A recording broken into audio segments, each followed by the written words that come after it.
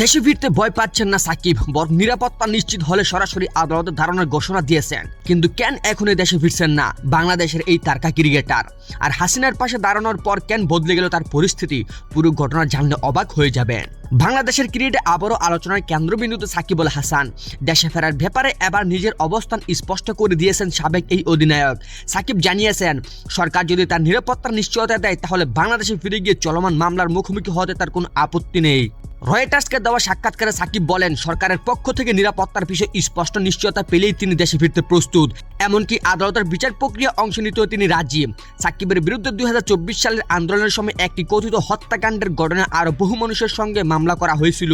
তবে নিজের বিরুদ্ধে থাকা অভিযোগকে তিনি ভিত্তিহীন বলে দাবি করেছেন।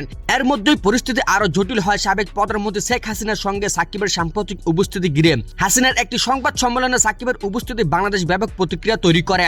এরপরেই মাগুরায় সাকিবের বাড়িতে হামলার ঘটনা ঘটে। সবচেয়ে বড় পরিবর্তন এসেছে সরকারের অবস্থানে। বাংলাদেশের ক্রীড়ামন্ত্রী আমিনুল হক আগে সাকিবের মামলাগুলো দ্রুত নিষ্পত্তির ক্ষেত্রে সহযোগিতার কথা বললেও এখন জানিয়েছেন বিষয়টি আর আগের মতো নমনীয়ভাবে দেখার সুযোগ নেই। দেশে ফিরতে হলে সাকিবকে আইনি পথে ফিরতে হবে। অন্যদিকে সাকিবের বক্তব্য, তিনি শুধু নির্দেশ অনুসরণ করেছিলেন, আর এখন তার লক্ষ্যও পরিষ্কার। নিরাপত্তা নিশ্চিত হলে দেশে ফিরবেন, আদালতের মুখোমুখি হবেন এবং প্রয়োজনীয় আইনি প্রক্রিয়া সম্পন্ন করবেন। তবে এখানেই শেষ নয়। আন্তর্জাতিক ক্রিকেট থেকে বিদায়ের আগে দেশের মাটিতে শেষ একটি সিরিজ খেলারও ইচ্ছা এখনো সাকিবের রয়েছে। তার বাসায় তিনি এখনো ক্রিকেট উপভোগ করছেন এবং ভালো খেলেছেন, কিন্তু বয়স তার পক্ষে অপেক্ষা করছে না। তাহলে কি নিরাপত্তা নিশ্চয়তা পেলে আবার বাংলাদেশের মাটিতে দেখা যাবে সাকিবকে, নাকি মামলা ও রাজনৈতিক বিতর্কের কারণে তার শেষ বিদায় হয়ে যাবে দেশের বাইরে? এই প্রশ্নের উত্তর এখন সময় দেবে।